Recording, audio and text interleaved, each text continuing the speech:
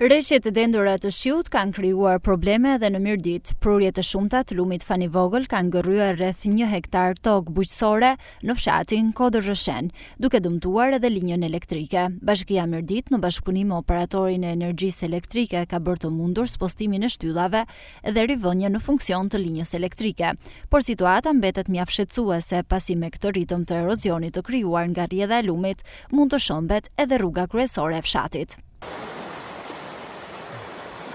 Situatë ngjashme paraqitet edhe në afërsi të fshatit Tarazh, ku prurjet e lumit Zmeja kanë sjellë gërryerje të shumta, duke nxjerrë një sipërfaqe me një gjatësi të konsiderueshme tubacioni kryesor të ujësjesit dhe rrezikuar rrugën nacionale Rëshen-Burrel.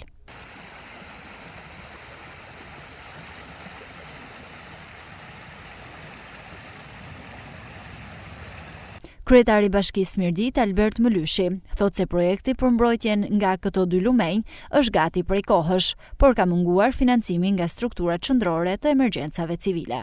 Situata është shumë shqetësuese sepse një pjesë e tokës bujqësore, e kësaj toke këtu, tashmë është kthyer nga tokë bujqësore në lum dhe në zallë.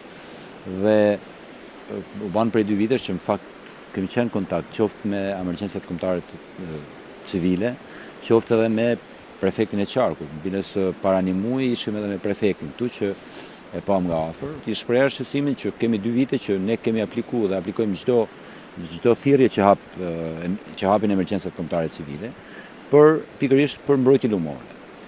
Kemi aplikuar me projektin për Kac, cilën e kemi bërë para 2 vitesh. Kap një vlerë afërsisht 19 milion lekë treja. Kjo mbrojtje këtu, njëkohësisht edhe mbrojtja lumore e tubit të ujit pishëm të qytetit që është në lumin tjetër të Zmes.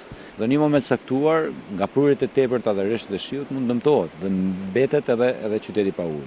Realisht është shqetësuese. Dje kemi ndërhyrë me lëvizjen bashkëpunim me OSHE-n, lëvizjen e shtyllave elektrike, sepse ishte ndërprerje linja elektrike dhe njëkohësisht ishte komplet zona pa energji elektrike, por edhe shtyllat ishin brenda pjesës së lumit. Po i afrohet rrugës kryesore që lidh pastaj lagjen me Rëshenin, me qytetin. Përballë situatës së krijuar, pritet të kryhet një ndërhyrje emergjente nga Drejtoria e Ujitjes dhe Kullimit në bashkëpunim me Bashkinë Mirëditë për devijimin e shtratit të lumenjve Fani Vogël dhe Zmeja në pikat ku janë krijuar gërryerje.